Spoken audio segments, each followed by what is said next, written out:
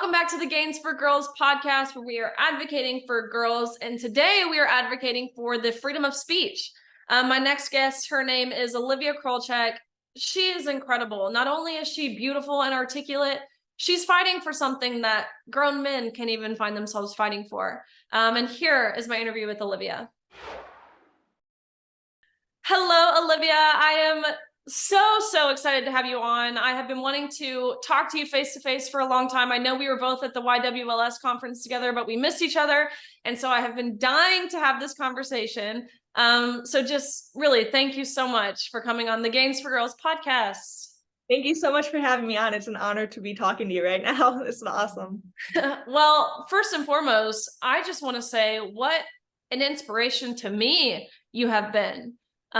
You were presented with a situation that you could have never prepared for. This is not something you ever wanted. But the way you have handled it, the way you have responded, and really the way you have ultimately rolled your sleeves up and said enough is really powerful and extremely admirable. And so I kind of just wanted to start with that. If you could tell us a little bit about you, where you're from, and ultimately what led you to sticking up for what you're sticking up for. Of course, yeah. So I'm actually originally from the Chicagoland area, but I decided to attend University of Cincinnati once my family moved here for my dad's job. And I'm a chemistry major. I'm 20 years old at UC, and I decided to take this women's gender studies course this summer. I'm actually enrolled in about 34 credit hours a summer because I'm on track to graduate a year and a half early with my chemistry degree. So the whole situation has been extremely stressful because I was already taking a year's worth of credits in a couple months. So it's definitely been a lot of work. Oh my gosh, 34 hours. That is more than I have ever heard anyone take. And so it was a gender women's study course. Was this for an elective? I imagine you don't need this for your chemistry major unless, hey, they might be adding this into the curriculum for chemistry nowadays. Actually, I probably wouldn't put it past them. But was this just an elective course? Did you choose to take this to kind of broaden your horizon, your understanding of what this meant?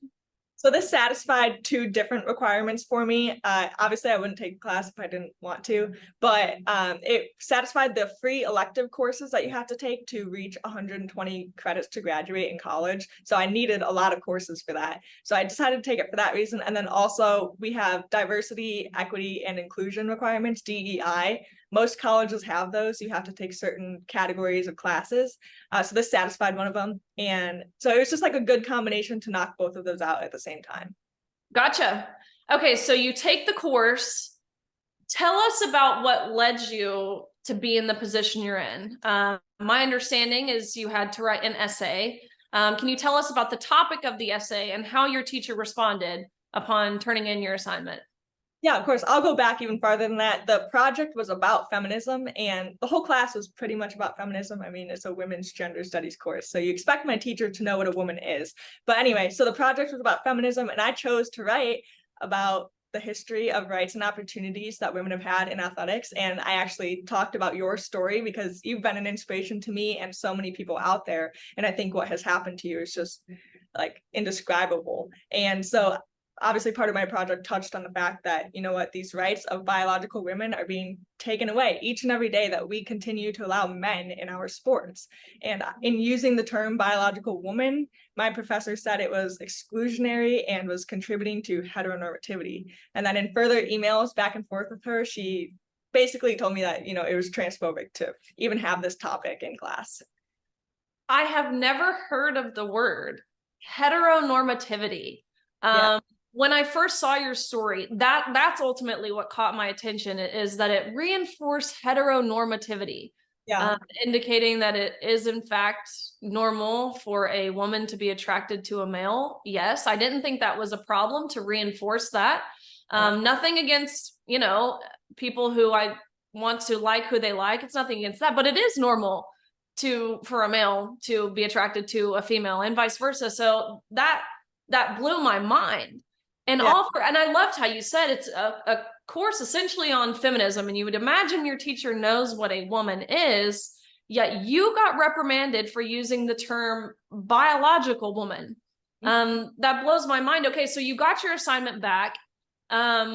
ultimately, what was your reaction when she said this? I mean, I can't even imagine what I would do if I had a teacher, someone who is supposed to be teaching higher education, tell me that biological woman is offensive. Yeah, honestly, I was sitting at my kitchen counter and I got the notification that my grade dropped to, I think it was like a 49% or something crazy. And I was like, oh my gosh, what just happened? What did I do? I don't fail classes. So I freaked out. And then I saw her comment saying that biological woman was the reason that she failed me. And I laughed because I thought it was a joke.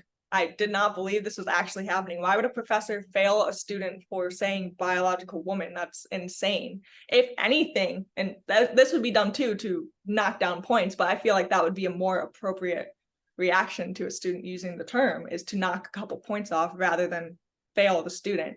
So my mom was sitting next to me and we both like worked on an email to send to my professor, just wondering what's going on, like how can I fix this? Like I don't understand why biological woman isn't allowed. And so you sent the email. And so what did your teacher respond back? Well, we had quite the exchange of emails in which she pretty much let me know that I don't know the exact wording because she uses a lot of long, fancy words to try to throw me off, I think. Such as heteronormativity. She lengthened that word in an interview and said cis heteronormativity. And I was like, oh my gosh. But she pretty much said that sex was not determined at birth and that it's transphobic to say these terms. And I'm like, to state facts, that's not transphobic. She's right. Sex isn't determined at birth. It's determined before birth. Yeah. Sex is determined at conception. So for her to take this approach of this whole assigned at birth, sex assigned at birth, that's the most silly thing I've ever heard in my life. That's not when it's assigned. And so I just want to applaud you for sticking your ground. And so from there, where did it go? I know you guys had this email exchange. When did you, what point in this process did you really decide to go public and kind of exposing this situation? Yeah, so actually during our emails, I realized I was not going to get anywhere. And as the like high academic performing student that I am, I was like super nervous. I was like, I cannot fail this class. I don't want to do that. I don't want to retake it or waste the money on the class. So I was like, well, can I just do another project? And she was like, yeah, that's fine. You can turn it in by the end of the like semester. But it was like an expedited course. So the semester ended in like 2 to 3 days. And I was like, wait, what? And then it clicked in my head where I was like, I can't conform to this professor. And I'm guilty to say that, or I'm ashamed to say that I was about to. Like I was so close to just, doing a new project. And I realized if I don't say something, then there's going to be so many more students she does this to. And there already are so many students that this is happening to. Well, wow, that literally gives me chills to hear you say that, because truthfully, in my situation too, I was a coward for a long time. I adhered, I competed against Thomas. I was quiet for majority of the season until ultimately I came to the same realization of really understanding if we can't stand for basic truths and the morals that we have, what do we stand for? And so I'm sure you feel as if you've been some lone voice and lone face really fighting for this and advocating for what you're advocating for, which is ultimately freedom of speech, which I don't know why this freedom of speech should not be bipartisan or partisan, I guess. It should be bipartisan. People across the political spectrum should acknowledge that freedom of speech is a good thing. Why has censorship suddenly been embraced on college campuses? And so I guess that's my next question for you is ultimately, where do you see the direction of colleges going? Because again, in my experience, I just came from one. The amount of silencing that we dealt with as female athletes, and it was effective. The tactics they used, the emotional blackmail, the intimidation that they used to try to silence us, it worked. And so where do you see the direction of colleges going? I see it going in a very bad direction, but I think that you, me, and so many other people who've spoken up can change that. Hopefully, I think we are going to change that. But honestly, it was shocking to see how difficult it was for me to even get the school to do something about it. I had been nagging administration for weeks. I think it was about 2 weeks until my grade was changed. 2 weeks of me sending emails, me asking people, begging people, can we please have a meeting tomorrow? Like, can we please do this? No one wanted to help me. Not No. a single person. And until I got in the hands of the right person, then my grade was changed. But even then, I filed a free speech complaint with the school, and the school formally reprimanded my professor. But I found out a few days later that they quietly reversed this once the media on my situation died down. They quietly reversed this reprimand on my professor, and she's getting away with the freedom of speech, like suppression. So I know that if my school's doing this is happening at so many schools, and it's going to keep happening. So we're going down a very bad path. No doubt about that. And when you say reprimand, what consequences did that really look like for your teacher? And have you guys have had any dialogue since this became very public? Has your teacher reached out? I've seen that, that really, I respect you a lot because you weren't even the one to make her name public. You kept her name entirely out of it until she came forward and then accused you of all of the things. And I want you to touch on that. She called you a white supremacist. I mean, it's literally crazy. And so, can you touch on that? Have y'all had any conversations since you came public? Well, so getting back to what you said about the reprimand, so that pretty much means that they were going to put this in her professional file for, you know, all future employers, and then I think it was a free speech training, and submit her syllabus for the upcoming school year, which I personally think is a slap on the hand for what she's done. And then they just retracted that, so it doesn't even matter. But then, yeah, the communication between me and the professor has been silence. Like, her and I have not directly communicated at all since we discussed, I think, the day or a few days after she failed me, because then it was all through the administration at school, because I didn't want to deal with her. I didn't want to say anything I would regret, and I didn't want to hear anything else from her. So then, yeah, she released her own name, because the point of me speaking about this on social media was not to be like, hey, everyone go attack my professor, look what she just did. I didn't want that. That's not the whole point of my story. My story is about the fact that I'm one of so many like experiences out there. Like, I am one of so many people who are being suppressed on their college campuses. So I was just bringing awareness to that. And I think she saw the publicity and attention that I was getting, and she wanted in on that. So then she played the victim card, of course, as many people try to do, and has said a lot of things that are just either simply untrue or unfair to say. Do you feel as if, well, I'm pretty certain I know your answer because I know how I felt in college. I had to take my major was actually chemistry at first as well, and I had to take a lot of ethics courses and different. I actually took a gender study course as well, and I felt like I had to tailor my papers a certain way to get a good grade. And what I'm noticing is across the country, that's the consensus. Even in the South, like where I went, University of Kentucky, we felt this way. And so I entirely agree with you that it's happening all over. About the backlash, how I mentioned she came out and essentially used the argument of your argument was based in white supremacy. Have you gotten a lot of backlash, or do you just kind of get the name calling, such as being called a racist for saying freedom of speech should exist? Isn't that crazy to be called a racist? Calling out being suppressed in school. It's so weird to see where people's heads are at. But yeah, there has been a lot of backlash, a lot of name calling, obviously. And the death threats, or the I'm gonna show up at your house. I'm like, okay, please do. Yeah. Like, wow, like it's just a lot of that. And like, I haven't had a ton of questioning of what I'm saying, because they actually have no objection to what I'm saying. They're just like, you're transphobic. And I'm like, okay, but you have no real argument. That says a lot more about you than me. And it says that my argument is real, and I actually am saying the truth, and you can't even argue against that. So you're just going to call me a name. And I love that you can acknowledge that, because this cancel culture that we live in, they want you to think you'll be canceled. They want you to be scared of the name calling. But that really is all it is. And it speaks more to their insecurities than it does to yours. I saw people on TikTok, Olivia. I saw people coming for your eyebrows. Is that what they're going to resort to? And you're right. It's because they can't dissuade from your argument, which is actually really powerful, and it should boost your confidence. I think when people can look at a situation and take the negative, such as the backlash you're getting, which does suck. There's no taking away from that. It's not fun. It's not enjoyable. It does take a toll on you. But if you can take that backlash you're getting and ultimately use it to fuel your argument, I wish more people had that same perspective that you have. But what about the positive?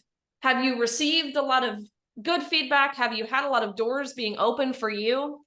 Yeah, absolutely. I mean, the opportunities that I have had are just absolutely incredible. And the support from people like you and all these other speakers who've spoken up about, men in their sports. And the ones that really stick out to me are actually the parents of young girls who are messaging me and saying, I have two daughters who are running cross country just like you did. Thank you so much for protecting them. Thank you so much for sticking up for them in their futures. And I'm like, that's why I'm doing this. Yes. It's Oh not my really gosh. for me, it's for all of these other girls, and not even just girls, but for college students, for young men, like all of these people. I want to help them. I mean, America was built on freedom of speech. That's why we are what we are, and colleges are now trying to take that away, and like we said earlier, it's going down a bad path. Olivia, you sound like you're filled with hate.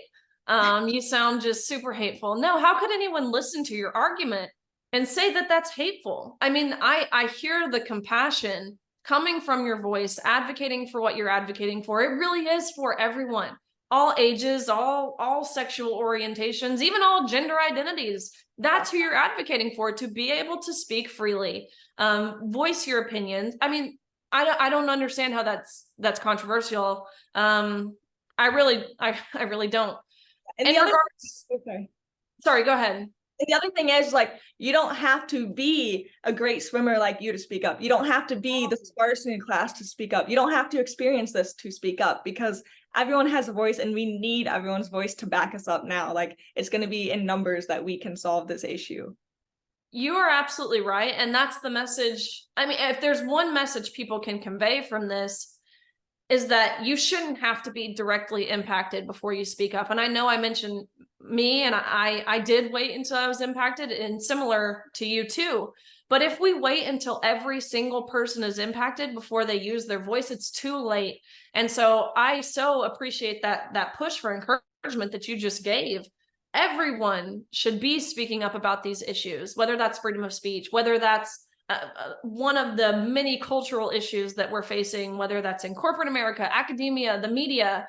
There are so many places where people could and should be speaking up, and we shouldn't wait until we are impacted. Seriously, I love that. Yeah, I totally agree. Sorry, go ahead. Oh, I was just saying, I totally agree with what you said. It's so important that everyone, shares their voice. Have you regretted going public? As I mentioned, the backlash, as you talked about, the backlash, it's a lot. And so have you regretted it? And are you nervous about your future? Are you nervous you're going to not get a job, or to not get into grad school or anything like that because of taking the stance that you've taken? No, not at all. I don't regret it at all. There were times where I was, this was getting to be a lot. There were 3 to 4 interviews a day, and I was just like, I want to go back to being normal Olivia, college student, average person. But I think that there's a reason I'm here, and there's a reason that this happened to me. It's because I'm supposed to speak up. And I'm not worried about my future at all. I think it's going in great places because of what I'm trying to do. And honestly, a lot of people are like, I hope you never get a job because of this. I hope you have a horrible future, all these threats and horrible comments. And I'm like, I don't want to work for a company that disagrees with me anyway, so it's totally fine. that is what I want people to realize too, is if you fear as if you can't speak out, you have to adhere, or you're coerced by some sort of authority figure, do you really want to be working for them?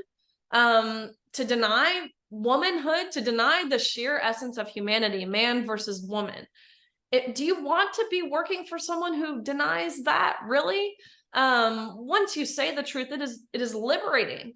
You feel as if when you don't have to adhere, you feel like a weight is off of your shoulders, at least speaking from my experience. And once you do that, you never look back. Oh my gosh, you are like a breath of fresh air. Wouldn't it be just wonderful if everyone could have the same mindset that you do, and understanding of these issues? Because really, it is, in regards to this, all of this gender ideology stuff and using the term biological woman. Look, this is biology. These are sex-based terms. Woman, this is not a fluid term. This term doesn't change just because we want it to fit a narrative. I mean, feminism, these terms don't change. They're not fluid. And so to have you speaking out, I couldn't be more grateful. And as you mentioned, parents across the country, girls, boys, everyone, we have you to thank. And I only see your future getting brighter and brighter. So I guess my last question, what are you going to continue doing? I know I heard today you're actually working with the Leadership Institute in regards to some different trainings and how to really equip yourself with effective ways to communicate and really how to go out into the world and continue making an impact. And so can you talk about that? Yeah, for sure. The Leadership Institute has been beyond amazing and super helpful with training me and helping me with my public speaking and all of this stuff. And I hope I'm doing an okay job now since I just got back from training. But yeah, they've just been amazing. And I hope that I will continue to speak out and do more interviews and influence more students to speak up, because if we all continue to be censored, no change is going to happen. So hopefully you'll see me speaking on stages at one day and just like sharing the word about what happened to me, and not only what happened to me, but what's happening to so many other students out there. Well, I can tell you through the Riley Gaines Center at the Leadership Institute, we will be putting you on college campuses, talking about this, going to different environments and sharing your perspective on how you were affected, why freedom of speech is necessary. It's not just needed, it's necessary for a culture to thrive. I mean, look at what happens when you take that away. We've seen it. I mean, look at Germany, Russia, North Korea, China, Brazil, Cuba, all of these places. This is the first steps to Marxism, and you are combating that. And so I couldn't be more proud of you.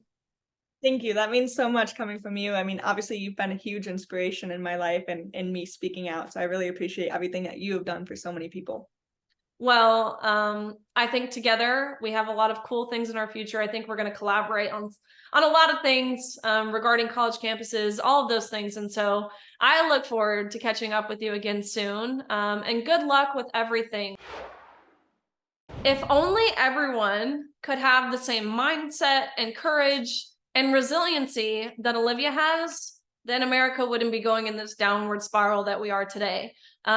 She's an inspiration to me. She's a big reason in why I'm fighting for what I'm fighting for. Make sure you check out OutKick.com to find this podcast, Gains for Girls, or anywhere where you stream your podcasts. Thank you guys, and I can't wait to catch you next time.